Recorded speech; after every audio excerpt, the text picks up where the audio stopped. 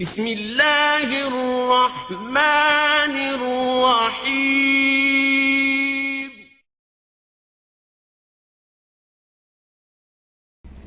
نحمده ونصلی علی نبی الکریم اما بعد فقد قال اللہ تعالی فی القرآن العظیم اقیم الصلاة وآتوا الزکاة واقرضوا اللہ قرضا حسنا۔ سامعین ناظرین، کلام اللہ میں 775 مقامات پر کم و بیش اللہ تعالیٰ جو حکم دیا ہے نماز کے تعلق سے، اقیم الصلاة، نماز قائم کرو۔ نماز قائم کرنے کی عبادت ہے، پڑھنے کی عبادت نہیں ہے۔ پڑھنے کی عبادت تو قرآن ہے، فقرؤوا ما تیسر من القرآن، لیکن نماز قائم کرنے کی عبادت ہے، جس کو قائم کرنے کے لیے 14 فرائض کا اہتمام کرنا ہوگا۔ ان 14 فرائض کو فقہائے کرام نے دونوں حصوں میں تقسیم کیا ہے۔ نماز شروع کرنے سے پہلے 7 شرائط نماز اور نماز کے اندر 7 ارکان نماز، یہ 14 فرائض میں سے کوئی فرض بھی اگر ادا نہ ہو تو نماز کو دہرانا پڑتا، نماز ہوتی ہی نہیں۔ البتہ 14 واجبات نماز ہیں جن میں اگر غلطی ہو جائے تو سجدہ سہو لازم آتا ہے۔ 15 سنن نماز کا بھی اہتمام کرنا چاہیے، اور پھر مکروہات نماز سے بچتے ہوئے نماز ادا کرنا چاہیے، اور پھر خاص طور پر جن چیزوں سے نماز ٹوٹ جاتی ہے ان کو مفسدات نماز کہا گیا ہے، یہ تقریباً 15 ہیں، ان کا بھی خاص طور سے خیال رکھتے ہوئے نماز کو ادا کرنا چاہیے، ورنہ ہماری نماز ہوتی ہی نہیں۔ کلام اللہ میں سورہ بقرہ میں رب العالمین ارشاد فرماتا ہے وَاسْتَعِينُوا بِالصَّبْرِ وَالصَّلَاةِ، نماز کے ذریعے سے اللہ تعالیٰ سے مدد مانگنے کا حکم ہے۔ رسول اللہ صلی اللہ علیہ وسلم نے بھی ارشاد فرمایا صلاۃ الحاجات کے ذریعے سے اللہ تعالیٰ سے مانگو، اللہ تعالیٰ دیتا ہے، اللہ تعالیٰ دے کر خوش ہوتا ہے، بندہ لے کر خوش ہوتا ہے۔ سامعین ناظرین، بزرگان دین رحمت اللہ علیہ مجمعین کی تاریخ بتاتی ہے کہ جب محمود غزنوی سندھ کے علاقے میں گیا، سومنات کے قلعے پر 12 حملے کیا لیکن کامیابی نصیب نہیں ہوئی، تو فوراً اس کے وزیر نے ایک اللہ والے کی خدمت میں چل کر دعا کروانے کے لیے ہدایت دی۔ تو پس حضرت ابو الحسن خرقانی رحمت اللہ علیہ قریب کی پہاڑی میں اپنے مریدوں کے ساتھ رہتے تھے، وہاں پہنچا۔ محمود غزنوی پہنچ کر عرض کیا حضور دعا فرمائیے، تو آپ نے تاکید فرمائی محمود، رسول اللہ صلی اللہ علیہ وسلم نے ارشاد فرمایا ہے صلاۃ الحاجات کے ذریعے سے اللہ تعالیٰ سے مانگ، آخری بار۔ اس کے بعد حضرت ابو الحسن خرقانی نقشبندی فاروقی رحمت اللہ علیہ نے اپنی چادر مبارک محمود غزنوی کو اڑا دی اور ارشاد فرمایا محمود غار میں میرا مصلی بچھا ہوا ہے، اس مصلی پر جا اور 2 رکعت نماز صلاۃ الحاجات ادا کر کے اللہ تعالیٰ سے مانگ لے جو مانگنا چاہتا ہے۔ محمود غزنوی نے بزرگان دین رحمت اللہ علیہ مجمعین کی ہدایت پر صلاۃ الحاجات کے ذریعے یعنی سنت کے ذریعے سے اللہ تعالیٰ سے مدد مانگی۔ دعا کے ہاتھ نیچے گرنے نہیں پائے تھے کہ دعا کی قبولیت کے آثار بھی اس کو معلوم ہونے لگے۔ محمود غزنوی خوش غار کے باہر نکلا، پہلے ہی حملے میں سومنات کا قلعہ فتح ہو گیا۔ سامعین ناظرین، کیا راز ہے نماز میں، سر کو جھکا کے دیکھ لو، ملتا ہے خود خدا، ذرا سجدے میں جا کے دیکھ لو۔ اسی طرح سے تاریخ ہندوستان گواہ ہے، تاریخ ہندوستان میں سنہری حروف سے لکھا ہوا ہے، حضرت خواجہ معین الدین چشتی سنجری ثم الاجمری رحمت اللہ علیہ صلاۃ الحاجات کے ذریعے سے اللہ تعالیٰ سے مدد مانگی، اللہ رب العالمین نے پرتھوی راج کے بھیجے ہوئے جادوگروں پر فتح عطا فرمائی۔ اللہ تعالیٰ کے فضل و کرم سے خواجہ معین الدین چشتی اجمیری رحمۃ اللہ علیہ نے دعا کی اور پرتھوی راج کا خلا خما ہو گیا۔ ہندوستان میں آپ نے حکمت و فراست سے بار بار صلاۃ الحاجات کے ذریعے اللہ رب العالمین سے مانگتے رہے۔ حکمت و فراست سے محبت کی فضا میں سارے ہندوستان سے کفر کو برطرف، اسلام کو ہر طرف فرما دیا۔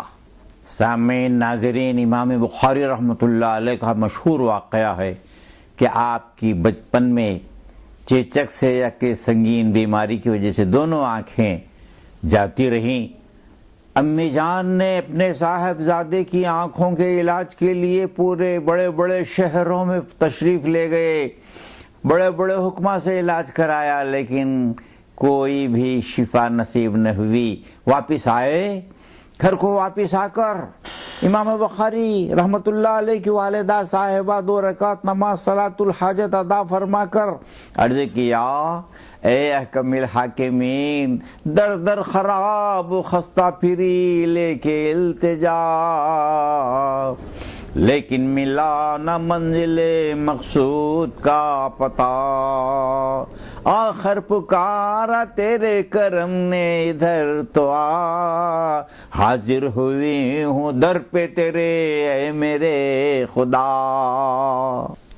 تہجد کا وقت تھا، صلاۃ الحاجات اور تہجد ادا کر کے سجدے میں گڑ گڑانے لگیں، اے اللہ، اے احکم الحاکمین، میرے بیٹے اسماعیل بابا کی آنکھیں عطا فرما۔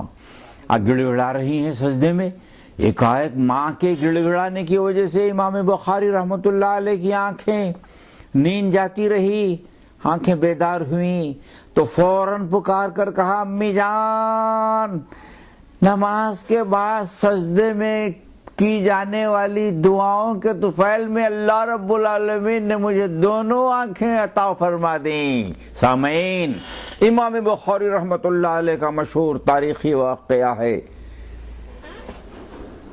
اسی لیے علامہ اقبال ارشاد فرماتے ہیں، جاگ اٹھ سجدہ تو کر، رو کر دعائیں مانگ لے، بات تیری کون سی اللہ نے مانی نہیں۔ سامعین ناظرین، آئیے دربار رسالت میں آپ صلی اللہ علیہ وسلم کے جلوت و خلوت میں تعلیم یافتہ، تربیت یافتہ صحابہ کرام کے واقعات بھی میں آپ کو سناؤں۔ ایک صحابی رسول کا دوران سفر میں گھوڑا ایک دم گرا اور مر گیا۔ مرتے ہی آپ نے 2 رکعت نماز صلاۃ الحاجت ادا فرمائی، عرض کیا، اے احکم الحاکمین، تیرے حبیب پاک صلی اللہ علیہ وسلم کے صدقے و طفیل میں تجھ سے مدد مانگتا ہوں مولا، گھوڑے کی روح کو واپس پلٹا دے، میرا کام بن جائے گا۔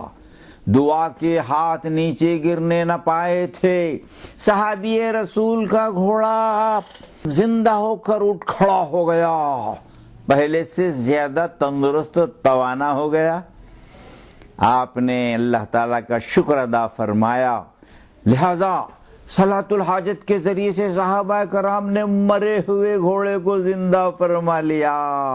صلاح عام ہے حیران نکتہ داں کے لیے، نہیں قصہ یہ دل لگی کے لیے، بلکہ عبرت ہے، نصیحت ہے، وصیت ہے آپ کے ہمارے۔ سامعین ناظرین، تاریخ اسلام کا سنہری واقعہ آپ کے سامنے بیان کرنا چاہتا ہوں۔ امیر المومنین فاروق اعظم رضی اللہ تعالیٰ عنہ نے سعد بن ابی وقاص رضی اللہ تعالیٰ عنہ کو ایک فوجی دستہ دے کر تاکید فرمائی کہ اے سعد، جاؤ ایران فتح کر کے آؤ، ایران میں کمزوروں پر ظلم ہو رہا ہے، معصوموں پر ظلم ڈھائے جا رہے ہیں، لہذا جاؤ اللہ کی مخلوق کو ظلم و زیادتی سے بچانے۔ حکم کی تعمیل میں سعد بن ابی وقاص رضی اللہ تعالیٰ عنہ فوجی دستہ لے کر ایران کی سرحد پر پہنچے۔ دریائے دجلہ میں ایسی زبردست غیانی بپا ہے، مجاہدین کے دبلے پتلے گھوڑے تو کجا، ہاتھی بھی پار ہونا مشکل۔ تو فوراً سعد بن ابی وقاص رضی اللہ تعالیٰ عنہ نے اپنے فوجی دستے میں اعلان فرمایا، اے اسلام کے شیرو، اے مجاہدین اسلام، دریائے دجلہ کو پار کرنے کے بظاہر کوئی اسباب نظر نہیں آ رہے ہیں، لہذا اللہ تعالیٰ سے مدد مانگنے کا وقت ہے، لہذا 2 رکعت نماز صلاۃ الحاجات ادا کرو، اللہ رب العالمین سے دعا کرو، انشاءاللہ المستعان اللہ تعالیٰ کی مدد شامل حال ہوگی تو ہم دریائے دجلہ پار کر سکیں گے۔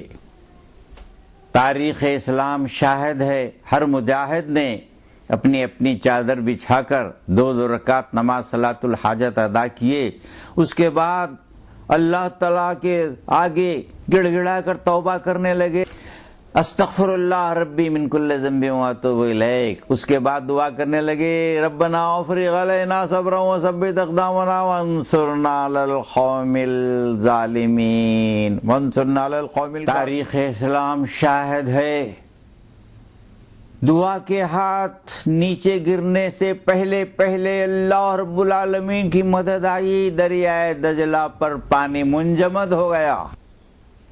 صلاۃ الحاجات کے ذریعے سے اللہ سے مدد آئی، دریائے دجلہ کی پیٹھ پر مسطح روڈ بن گئی۔ مجاہدین اسلام الحمدللہ اللہ کا شکر ادا کرتے ہوئے یہ سب کے سب دریائے دجلہ پار ہوئے۔ اللہ تعالیٰ کے حکم سے مظلوموں کی اور فتح ہوئی، ظالموں کی شکست ہوئی، کامیاب کامران طریقے سے یہ واپس آئے۔ سامعین، ناظرین، آج کی دنیا کے ترقی یافتہ ممالک کے براڈ مائنڈڈ، بڑے بڑے تعلیم یافتہ پروفیسرز، ڈاکٹرز، سائنٹسٹ اس تاریخی واقعے کو پڑھ کر اسلام کے آغوش میں آ رہے ہیں۔ کہنے والے نے کیا ہی اچھا کہا ہے، جب پڑھ کے صحابہ کی باتیں اغیار مسلمان ہوتے ہیں، کفار مسلمان ہوتے ہیں، کوئی تو بتا دے آقا کے دربار کا عالم کیا ہوگا۔ سامعین، ناظرین، نماز کی اہمیت کے تعلق سے جتاتے ہوئے رسول اللہ صلی اللہ علیہ وسلم نے ارشاد فرمایا، اے میرے امتیو، کان کھول کر سن لو، جس طرح سے انسانی جسم میں سر کا مقام ہے، اسی طرح سے دین اسلام میں نماز کا مقام ہے۔ نماز قائم کرنے کی عبادت ہے، نماز قائم کرنے کے لیے 14 فرائض کا اہتمام کرنا ہوگا، 14 واجبات کا اہتمام کرنا ہوگا، اور سنن نماز کا بھی اہتمام کرنا ہوگا۔ مکروہات نماز سے بچتے ہوئے مفسدات نماز کا بھی خاص خیال رکھتے ہوئے نماز قائم کریں گے تو انشاءاللہ المستعان اللہ رب العالمین کی ذات عالی سے امید ہے کہ صلاۃ الحاجات کے ذریعے سے مدد مانگنے والوں کی ہر مراد پوری ہوئی ہے، ہر مراد پوری ہوتی ہے، ہر مراد پوری ہوتی رہے گی۔ کہنے والوں نے کیا ہی اچھا کہا ہے، ہر دم رہو خدا کے حضور و شہود میں، بس جائے بس خدا ہی ہمارے ہست و بود میں، نکلے دم اخیر تو نکلے نماز میں، اٹھے زمین سے لاش تو اٹھے نماز میں۔ وآخر دعوانا الحمدللہ رب العالمین۔